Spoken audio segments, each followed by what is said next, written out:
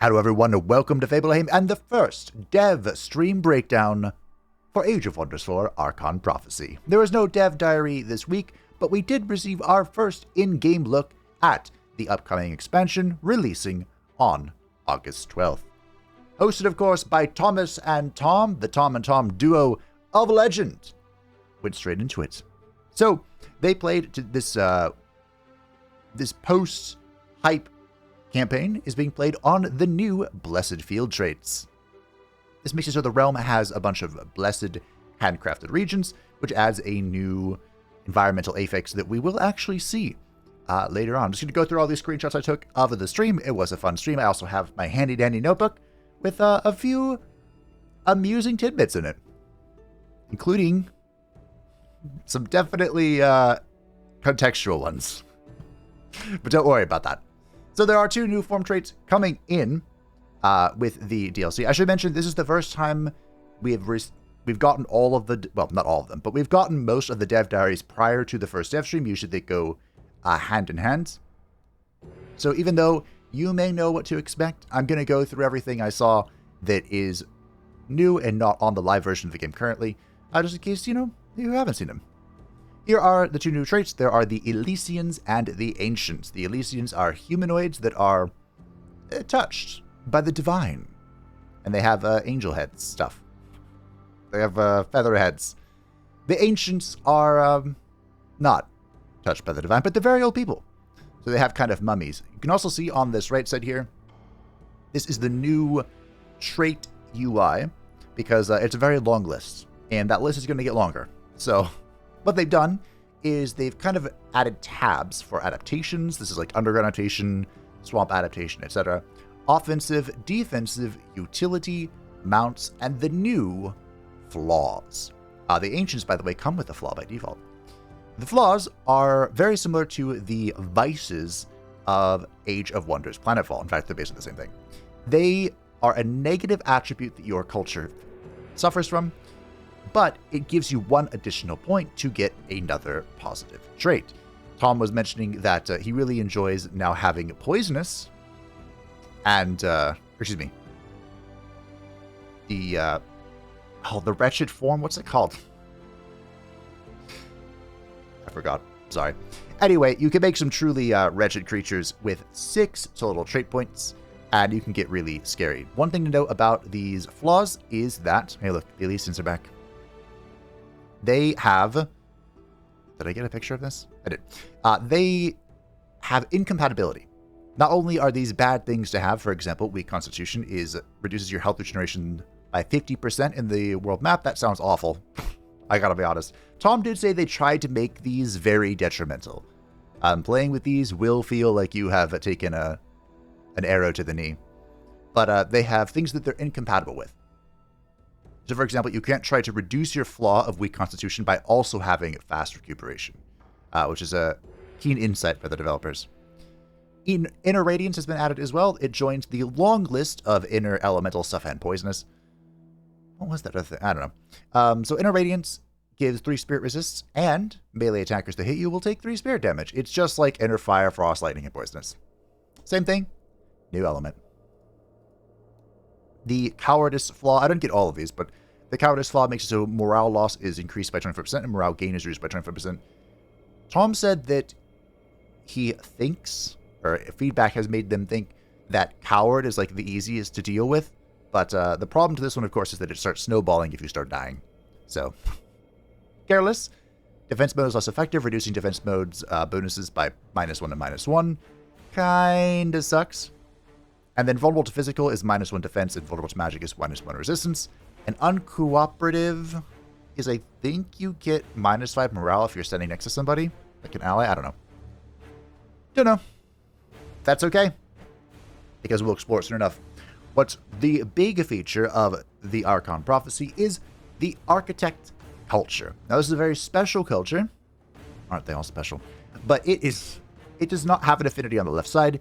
You get to dedicate the culture to the affinity of your choice. Of course, you can choose whichever one you want. And once you do that, you get 2 of that affinity. Probably should have gone to this picture first, huh? But the Architect culture, their little subtext here, is that they have higher production income. They're going to need it, because they collect Wonderstone to build impressive monuments to the Affinities, which requires a lot of production that exponentially scales. Monuments grant Affinity Incarnate, don't worry, we'll talk about that, and the Architect Culture units deal damage matching the Empire's dominant Affinity. This is not the Affinity that you pick here. This is whichever is your highest Affinity at any point in the campaign, but you, of course, start here with whatever you pick. So, one thing to note is that a slightly cool feature, cosmetics, is that whatever you pick, you'll get a slight color. Sorry, I've been up all night, but basically, you get some cool effects based on which architect you are, and this does change, again, based on your dominant affinity, but you can see, like, the shield has the little leaf, there's some green effects going on. Shadow is that. Oh, I got less pictures than I thought I did of this. Anywho, looks cool. This is something I did not know about, and I'm very excited for. There are 3 new society traits. There's actually a 4th society trait. It's in the Pantheon unlock that they didn't do. But these 3 are all visions. They're mutually exclusive with each other, so you can only pick one. The Vision of Destiny is... all the way the visions work is that the moment you appear on the realm, you have to make a choice. You are given a vision of your future. So for the Vision of Destiny, upon arrival in the realm, you must interpret a vision of what your people are destined to become. You can pick any affinity. There is the Order Affinity, which you want to become peacemakers, the Chaos Affinity, where you become conquerors, Astral Affinity, you want to become scholars, Materium Affinity, you want to become artisans, Nature Affinity, you want to become cultivators, and the Shadow Affinity, you become Deathbringers. This will permanently empower your units upon completion. I believe you get a small buff upon accepting the vision, and then you get a bigger buff once the thing is complete, and you get +2 affinity based on the chosen interpretation. These were kind of designed to give a story to your culture. And saying that, these do not work in a story realm. So this is only for sandbox mode. The Vision of Promise.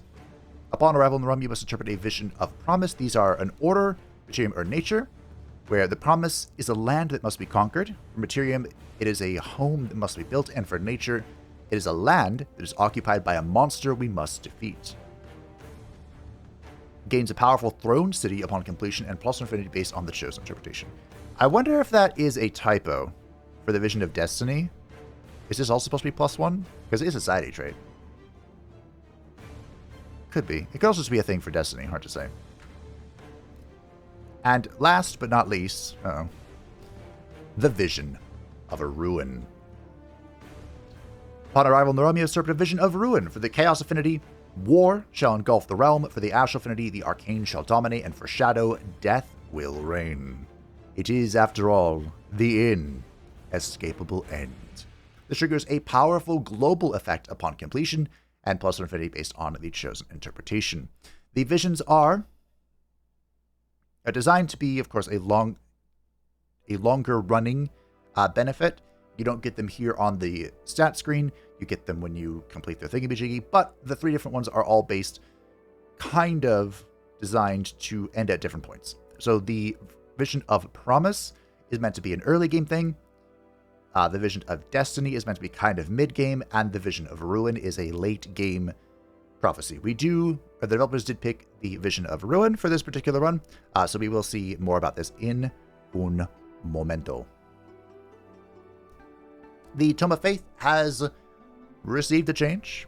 It has received the Lesser Light Spirit instead of the Chaplain. The Chaplain was moved because every culture, except for the Dark culture, has a tier 2 support unit, which is what the Chaplain was, so it didn't really make sense.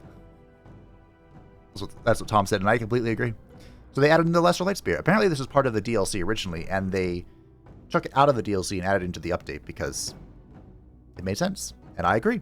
The Chaplain got a slight buff, moved up to tier 3, and added into the Tome of the Beacon. He took the place of the Fish, which is now in the Tome of the Inquisition, which was a choice. Apparently they didn't know where to put it, so it wound up in Inquisition, which makes sense. But yeah, the Chaplain's heal is now 45 temporary health heal and removes negative status effects, just blanket. And the Bless, which is a free action, is +2 Fortune, +2 Strength, and +2 Boast Resistance. That is a slight buff. One-shot cooldown. Okay, yeah. And again, the Lightbringer fish is here in the Tome of the Inquisition. So, they don't play as an Ancients, but they kind of showed off some of the Ancient character models. They look very cool. This is as a champion. Of course, if you have my mod list, you can ignore the restrictions of champions and Wizard King armor, but they're showing off some of the cultural armor and randomizing a bunch. The Ancients have... You don't have to have a metal plate, but they have like metal plates and bandages to replace their decaying facial features. They also have the Assembly Spike Head from Planetfall. There it is. And there are the Archon hats, of course, with some special armored hoodies. They clicked a whole bunch of stuff and I wasn't quite keeping up with my screenshotting, but you can see the mask, you can see the previews here at the heads. You don't need one, of course. Some of these are not masked. They're still decaying, but they're not masked. And they have bandages and whatnot. They have a face here. The Did they ever give him a name? The Psyker enemy from the Astartes videos? That's kind of what that reminds me of. Bandages. Ah, the Toms have returned. And we are going to see what the battle scene is today. This is the first hero class that is tied to a DLC. They gain fervor through particular actions that spend for powerful support abilities or to empower themselves and smite their enemies. The battle saint is kind of like a cleric and or paladin. That's basically what they went with for when making the character. And they have made it so all of the staves and the orbs are... All those types are available to everybody. So there's the Architect Orb of Spirit, Fire, Lightning, Steel. And there is the Mystic Orb of Spirit, Fire, Lightning, Steel. You don't have to be stuck to the Necromancer orbs if you're not a Necromancer. Good addition. Also, the Battle Saints can use any weapon except for ranged weapons. Like bows and whatnot. Here's some of the Architect stuff. It looks really cool. They don't have a battle mage of their own, but they took the box from the Architect and just made it an orb. They followed my own heart and created the dreaded Hoplite. Did I get a picture? There we go. The dreaded Hoplite is something I'm definitely interested in doing. But, you know, we'll get there when we get there. In the character creation screen, I already spent far too long in this stupid thing, but there's now advanced settings. So, the way this works is not only can you now name a faction starting city, but you can give it a list of names, and it will go through them in order. So if you remember how you named it, you can tell exactly how far your enemies have expanded upon meeting them. But this also applies to you. So if you're doing a campaign and you've made your list of city names, it will just name the cities as they are being created, instead of giving them the random name like Bridgedale. Wonder where I got that one. Heroes. Spoilers. Heroes is the same thing. You can pre-make heroes and add them to the roster. In the video they showed here, they were restricted to the culture, but I think the mod would release that, right? One of the mods would probably unleash that. The mod that makes it so champions can have any forms. Not sure which one that was. We'll see. All in due time. All in due time. But yeah, so you make a whole list of heroes. We can make sure that Grimgore doesn't create... Mr. Grimgore Ironhide doesn't make a random goblin that loves peace and harmony. He can make Wurzag, the Great Green Prophet. And yeah, you can do that. I'm going to be spending a long time in here. I got to be honest, I'm probably going to reach a point where I just don't care anymore. But we'll do some special playthroughs where everything is very, very carefully handcrafted. The AI behavior hasn't changed much, but you can now dedicate their tome path. This is a cool feature. I don't think you can make it so this automatically chooses for you, but that would be kind of cool. But you can make it so the AI will go down a certain path instead of just relying on... It was a combination of their personality and their culture that would determine what tome they went for, which was always just kind of a coin flip. Again, it would sometimes be really funny to see, like, I'll use the Grimgor example. In my playthrough where Grimgor showed up, which was ages ago now, he went the Peacekeeper, the Harmonious Sage or whatever, and did a whole bunch of nature stuff, even though he's Grimgor, the biggest and the baddest. So that was kind of funny. But if there was something you wanted to play against specifically, you can make sure the AI doesn't royally mess up their build. So it's kind of cool.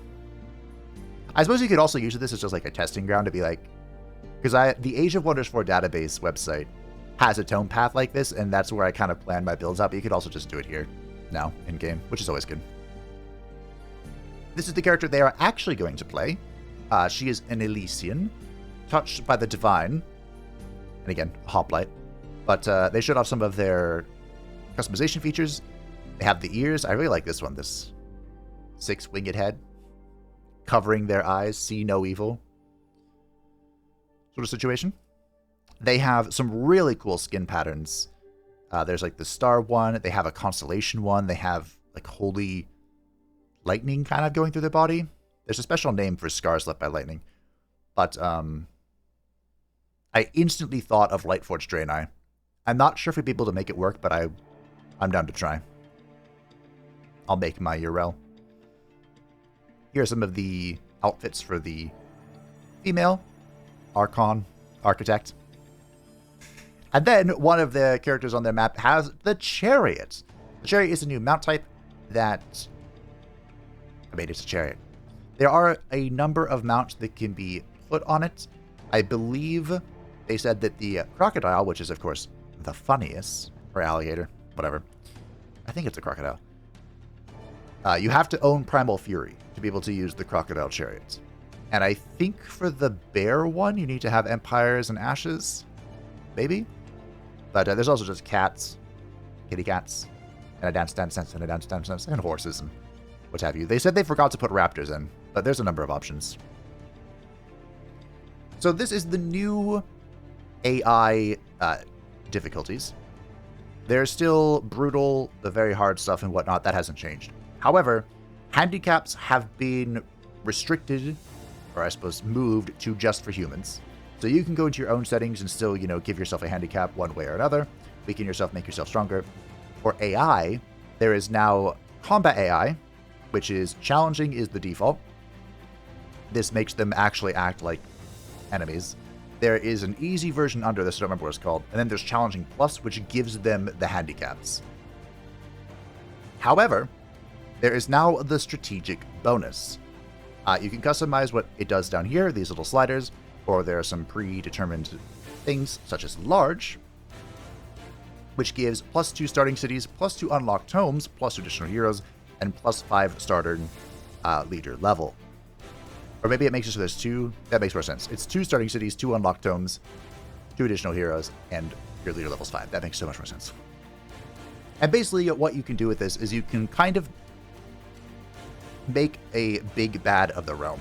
The way Tom explained it was, if everyone's starting at the same level, there's kind of like an equilibrium between everybody, and so the AI just kind of bumps into each other and never really kills each other, which is something I have experienced. I've mentioned that almost every playthrough. It is incredibly rare for me to find an AI or watch an AI kill another AI. It's happened, but it is super rare.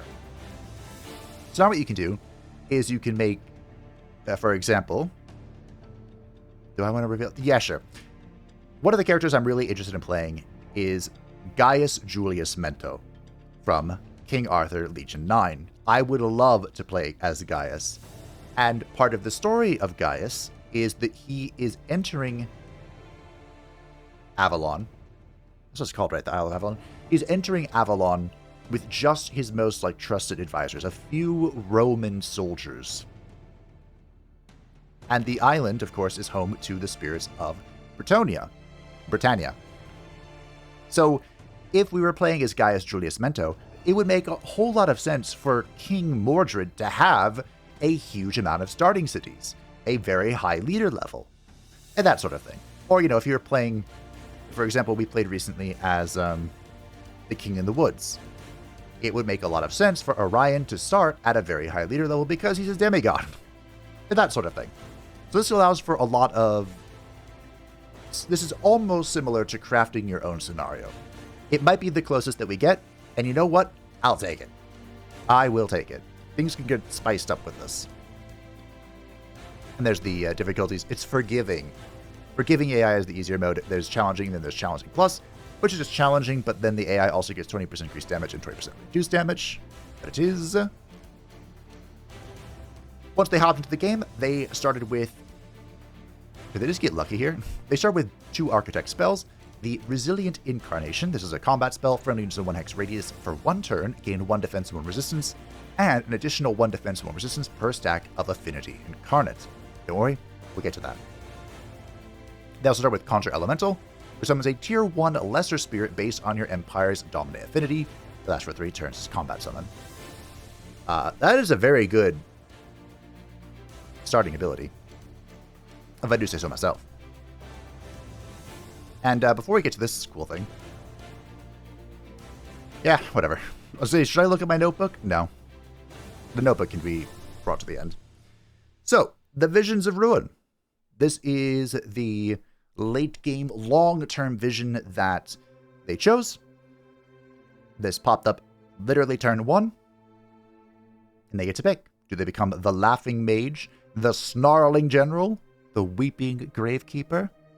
Well, spoiler alert, they chose the Laughing Mage. So each of these would give you a small amount of income, nothing crazy. 10 mana per turn for the Laughing Mage, and I believe Chaos is 20 draft per turn. They didn't hover a shadow, but I'm assuming it would be like $10 or something. And it gives you 1 of that affinity, which brings you back up to where you should be for society traits. And you start down a long quest. For the Laughing Mage, it is the Desolations of Magic. To complete this and get your reward, which Tom has mentioned is very powerful, you need to spend 2,000 world map casting points and combat casting points. It's not both, they stack together. And at first I was like, that is a truly heinous amount. But don't forget, this will also affect your transformations, your enchantments, so on and so forth. So I think that would be relatively easy to do. Then you need to bind 1 Golden Ancient Wonder, which I thought was amusing, because normally I just completely ignore the binding, unless I'm going for an Age of Magic victory. The one I think will be the hardest, especially depending on the map type you're on, is you need to complete 2 magic material sets. I'm assuming that if you are playing in with the Umbral Abyss, then that counts, the Whispering Orbs. But either way, that could be a lot.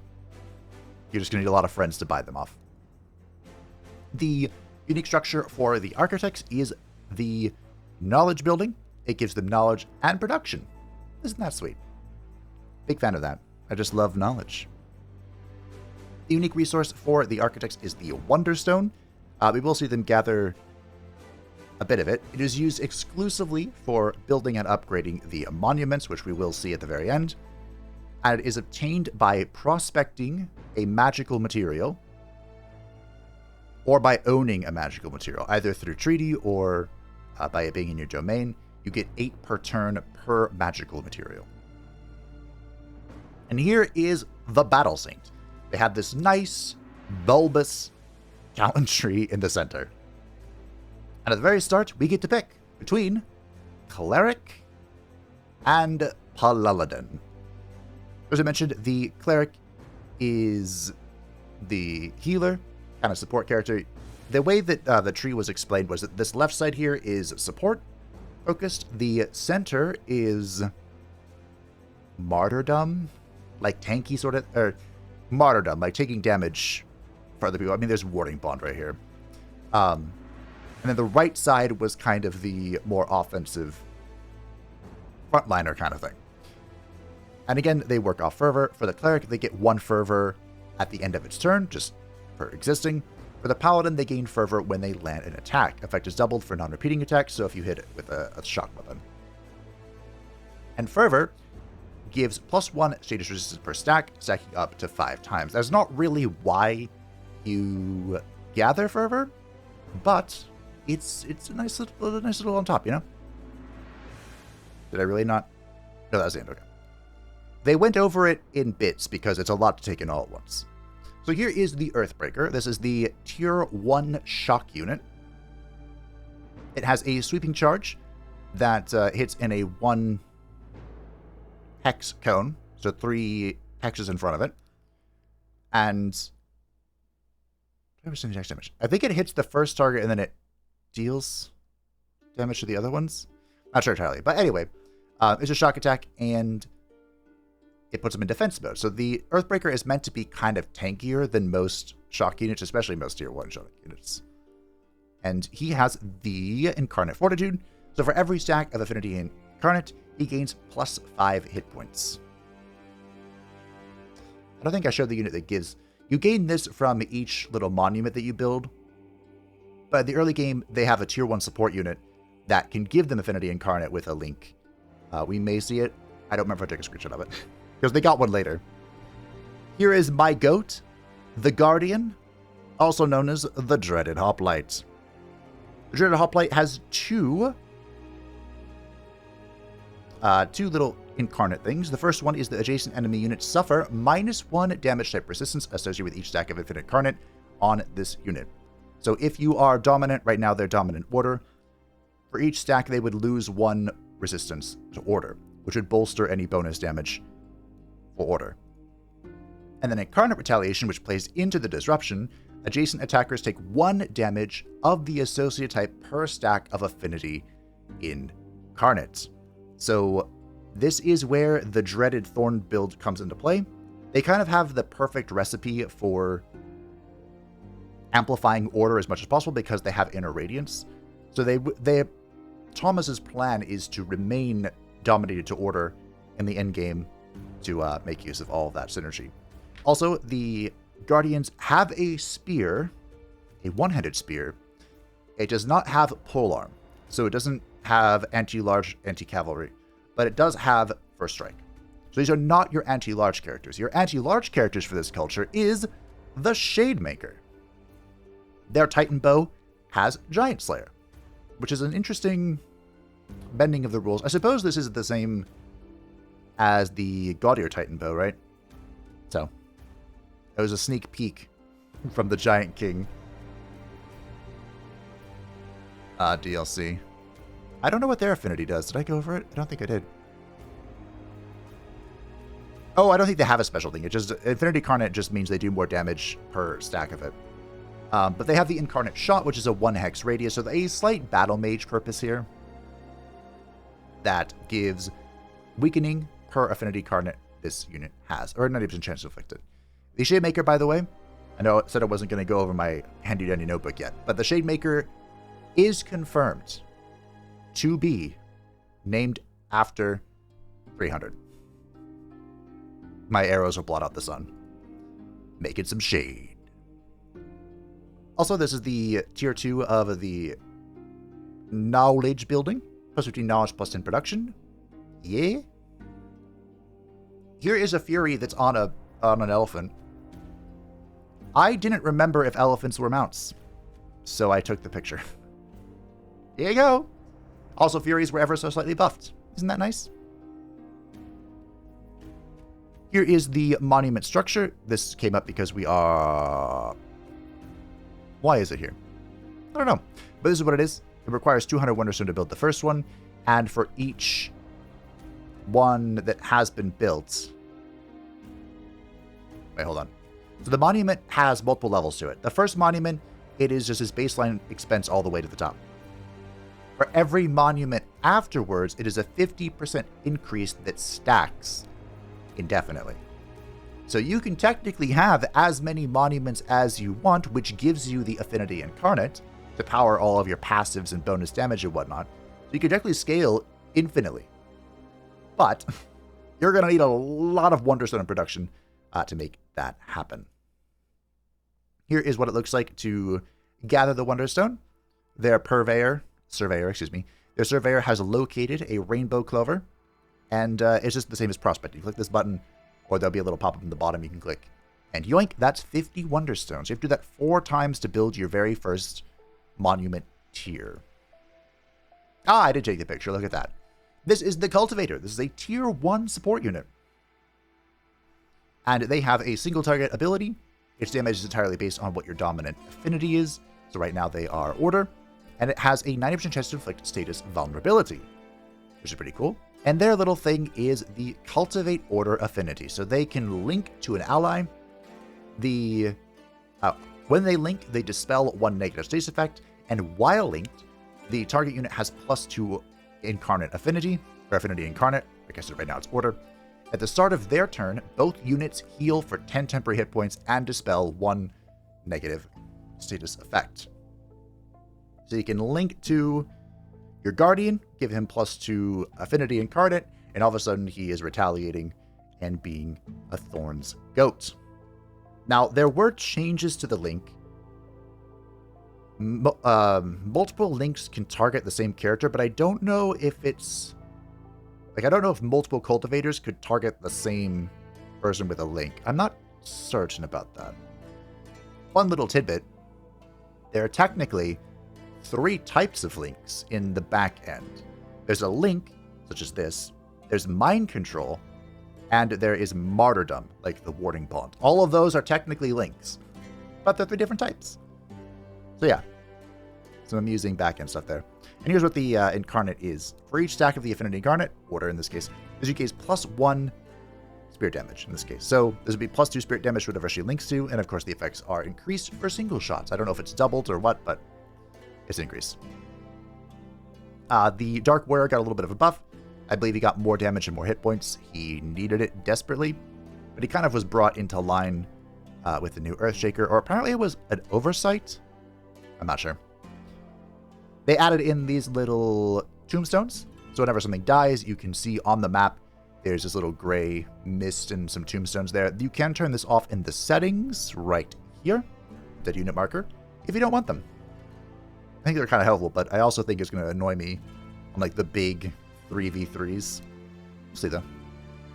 The next tier of the Battle Saint. These are all mutually exclusive, of course. The Saint's Fervor is the middle option, which is a free action. The 1 range. Caster loses all stacks of Fervor, and the target unit, whether it is yourself or someone else, gains 5 temporary hit points per stack of Fervor. It does not generate Fervor itself. So this is kind of like Lay on Hands it was described. The Cleric's Fervor on the left supporty side is a 1 AP action with 4 range. Caster loses all stacks of Fervor, and the target unit gains 10 temporary hit points per stack of Fervor consumed, so this can heal up to 50. Again, either yourself or somebody else, whatever you want. And on the... I can't believe I got that image. I thought I missed this. This little banner here, after the Cleric's Fervor, is a buff. Cleric's Fervor grants +1 rally per stack of a Fervor consumed. That is morale bonus, right? I think so. On the right side, the Warrior's Fervor, which is what they chose for the stream, is a free action. Caster loses all stacks of Fervor and gains +1 strengthen per stack of Fervor consumed, and +5 temporary hit points per stack of Fervor consumed. The difference between this and the middle one is that the Warrior's Fervor can only target yourself. Pretty selfish, but I'm into it. Palavodins. This screenshot. I think Tom is pointing at it. Up here, look, there's a little number. There's a number here that now showcases how many turns until your next hero. You don't have to open the panel to see it. It just shows it to you.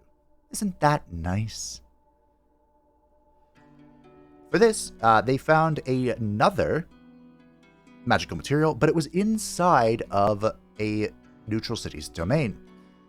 There was a bug with prospecting where you could not prospect something inside enemy domain or neutral domain or claim domain or something. That has been fixed and applies to the survey. Isn't that great? At least I hope it's been fixed. We'll see. Here's the Blessed Cascade. They weren't sure if this is new. I don't think it is now that I'm looking at this. But this is a landmark they found. I haven't seen it yet, so it's new to me. Province adjacent to this landmark gain +5 of city stability and a farm or forester in this province grants plus 10 food. This is very strong, especially with how many things it's been connected to here. My goodness. A city with 3 provinces adjacent to this landmark gain unlock recruitment of the Lesser Tide Spirit and Tide Spirit. Water Mages rejoice. And friendly units in the domain generate plus 25 points every turn. Huzzah! One day. I guess you can recruit these now. You have to be Transmuter Tome, right? I think. Message received. This is a new update in the Griffin update. Whenever diplomacy was engaged previously, it went to the whole diplomacy screen. It would pull it up, kind of lag stuff out. Now you just get one of these. So, a Voxel, who is also Thomas's character, was very mad and sent a lot of messages. So we got to see this new feature in action. It just pops up here. Isn't that great? Here is the new Blessed Terrain. It looks beautiful. And not only does it look beautiful, it gives the province plus 5 city stability. In the surrounding terrain. I think it's just in a Blessed Terrain. Yeah, cities annexing this province gain plus 5 city stability. Yeah. It's the opposite of Gloom. That's what it is. Here is the Light Spirit. It showed up for a split second. You can see some things haven't even loaded in this particular picture. Or they're loading out. I'm not quite sure when I pressed it. But they have the Brilliant Phase, which I think is a teleport very similar to the Fire Elemental. I believe this Condemning Blast is a single target, and then Heal. They're a support spirit. The Incarnate Mark is the cultural spell that spreads the cultural boon to non-cultural units. This is very important, of course. They had zealots roaming around, so they wanted it, but they also didn't want it, you know. Here's a scout on the chariot. Oh, they chose the horses? I thought he chose something cooler. Oh, well. And here is the new notification setting. There's a lot. Did I take a second picture? I don't think I did. I did not. There are a whole bunch of things. You can turn off every notification if you want. So,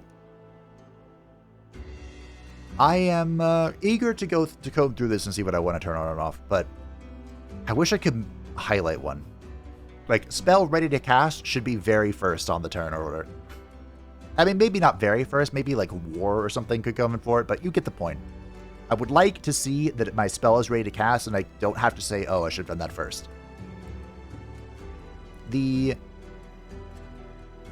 the end of the stream, their dominant affinity changed to Astral, and you can see that on the top right. It describes the dominant affinity affects the affinity incarnate, and it will even change the appearance of their cultural units. The shield of the Giga Chads is now an astral symbol.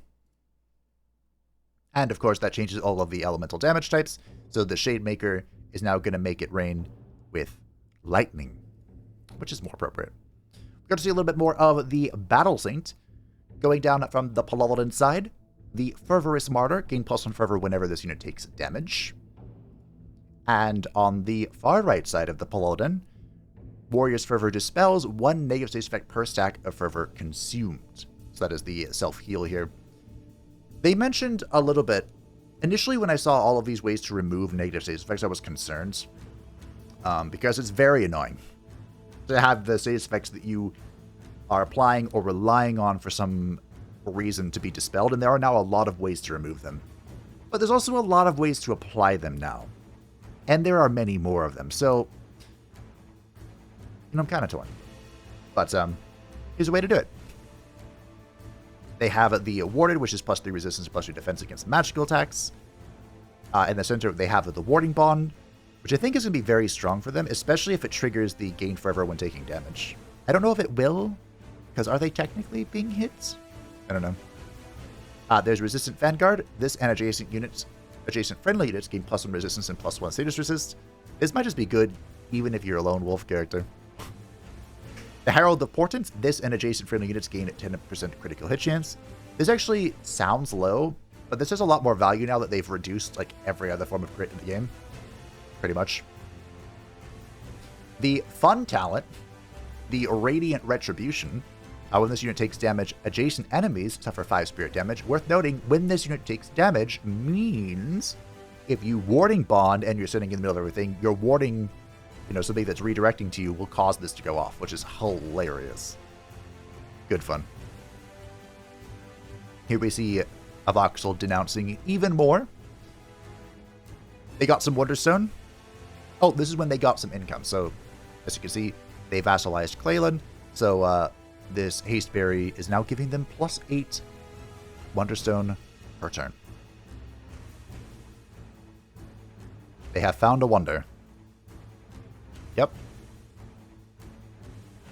Oh. They found the wonder, team. Here is a message. I don't know why that screenshot's there. There's a message again, but this one. Now, personally, I think this one might need a little bit more warning next to it. Like, I don't know, an exclamation mark. Because this is the declaration of, I might declare war on you soon.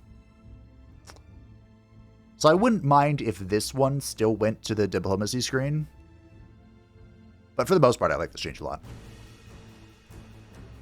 Their second hero that they recruited near the very end is an Elementalist, which is the artist formerly known as Mage. Mage has been reworked into the Elementalist to focus on elemental damage. The Mage was trying to do too many things, and now they're here to deal damage.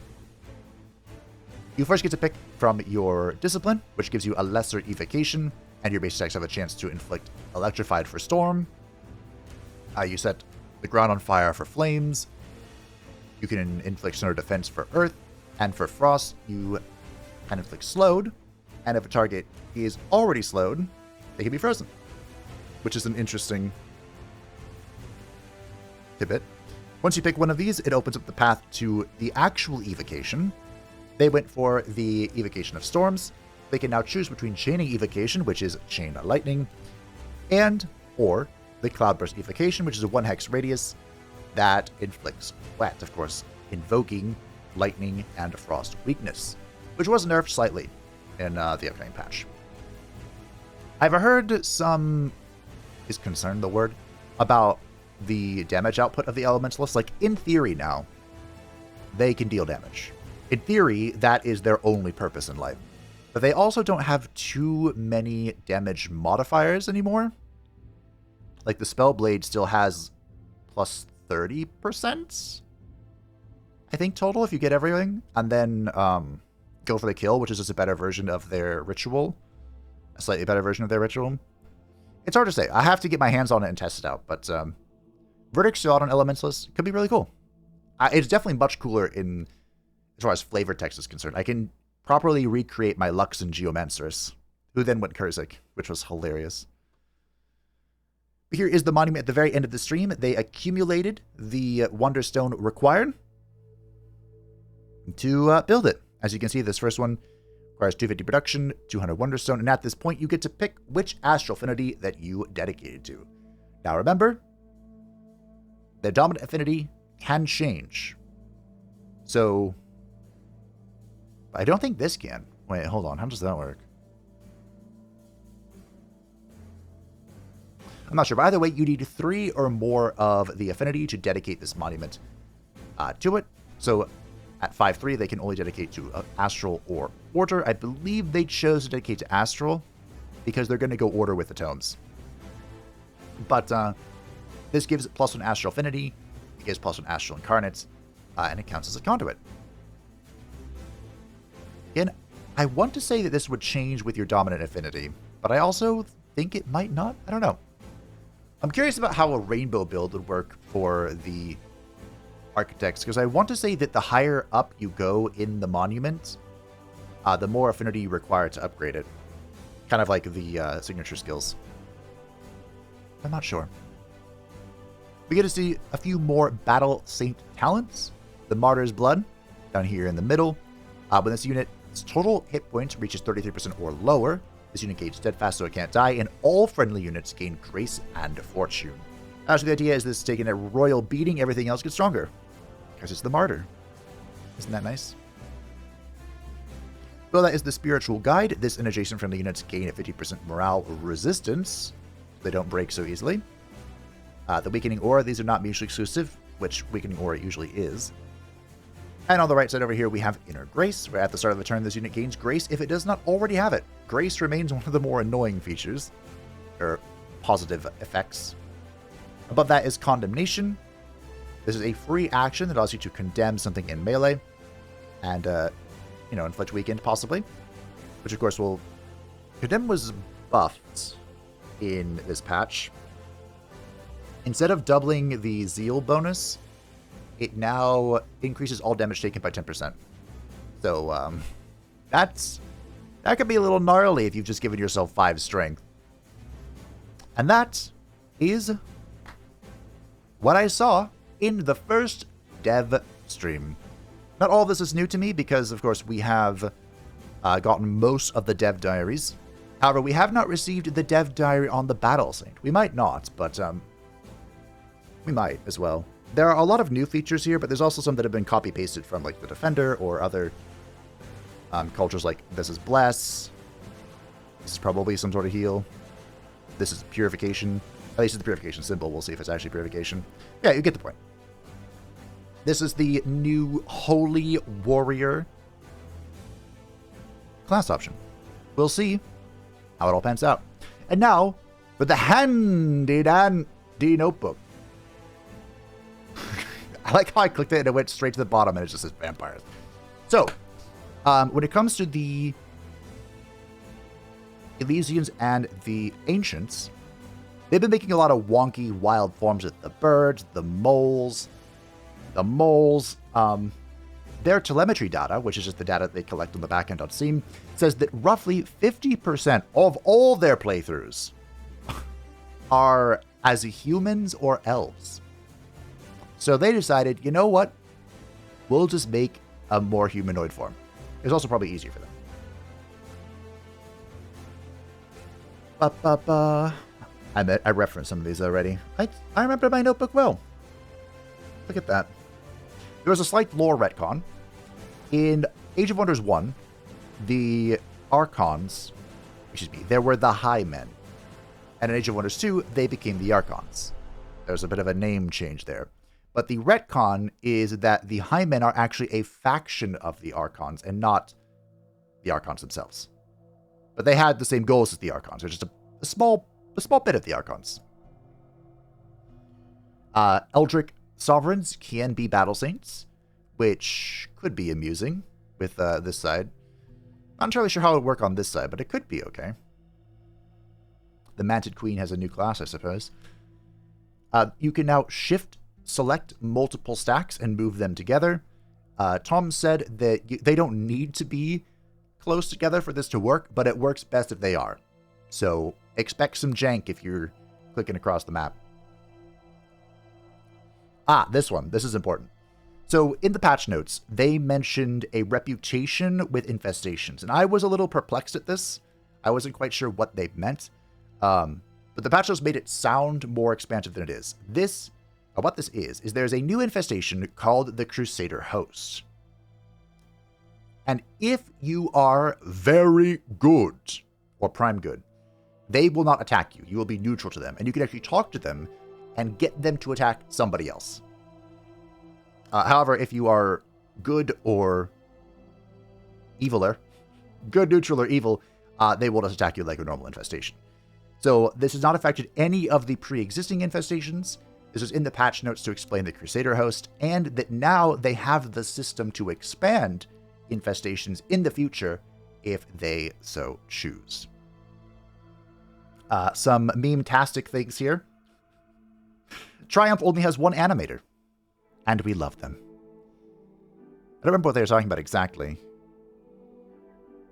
But, yeah. Apparently there's only one animator. But, love the animator. Tom said he wants to try a romance DLC, which definitely confirms that it's real, that relationships and romance are definitely coming for sure, 100%. Wink, wink, nod, nod. They had an event where they were fighting the Pyromancer Wonder, and the Pyromancers were moles. And Tom said that he blames Blint, which of course means the Blint saga is now canon, and I also blame Blint. And last but not least, someone in the chat during the final battle mentioned, it might have been the final battle, but near the end, they mentioned or asked for vampires. And the response was, we don't have vampires right now. So, second soft confirmation of vampires in the future?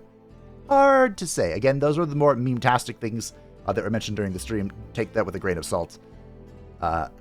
Some of those more grains of salt than others. But that was the first dev stream.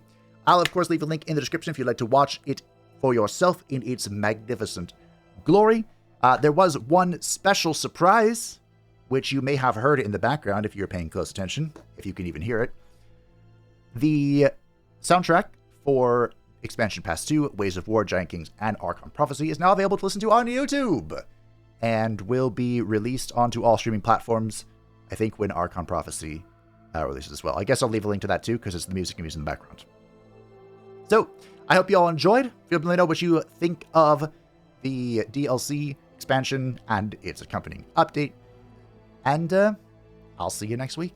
Thank you to patrons and the Shademaker support channel. I greatly appreciate you. If you would like to stay up to date with the channel, feel free to join the Discord down below. And I'll see you next week.